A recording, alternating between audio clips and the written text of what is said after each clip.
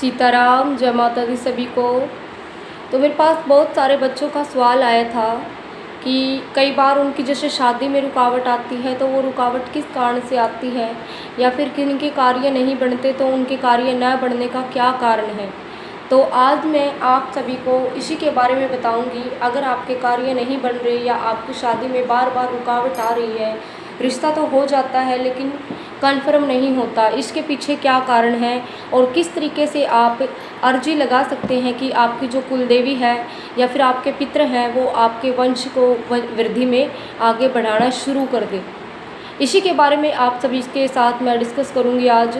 तो सबसे पहले भी जो ये शादी में देरी होती है, इसका सबसे कारण मुख्य जो होता है वो होता है पितृदोष।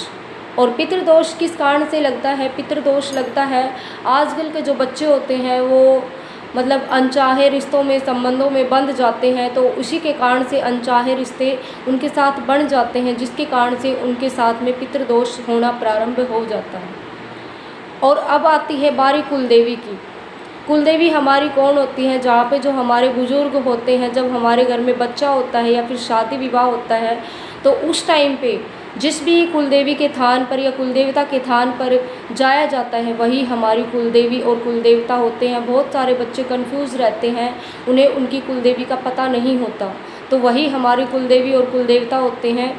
तो सबसे पहले अगर आप अपने ग्रह की स्थिति को बेशक ठीक मत करो, लेकिन आपकी जो कुलदेवी है और आपके पितृ हैं, अगर आप उनको मना के चलोगे तो आपका 100% शादी का और विवाह का जो भी कार्य होगा, जो भी रुकावट आई हुई होगी, वो रुकावट स्वतः ही समाप्त होनी शुरू हो जाएगी।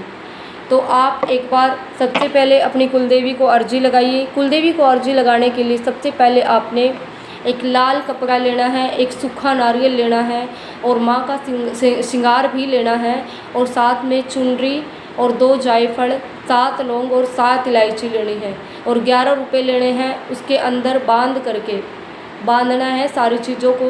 पहले खोल करके आपने मनोकामना बोलनी है, फिर उसको बांध देना है और अपने घर के मंदिर में ही रखना है उसको लाल कपड़े में बांध करके।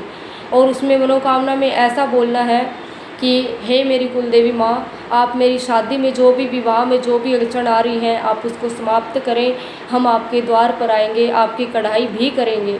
और इसके पश्चात पितरों को भी आपने ऐसी ही अर्जी लगानी है। 11 रुपये पितरों के नाम से निकाल करके आपने एक सफ़ेद कपड़े में बांधने हैं और अपने घर के मंदिर में रखने हैं, और आपने बोलना है कि जब आपका विवाह हो जाएगा तो आप उनके थान पर अवश्य जाएंगे।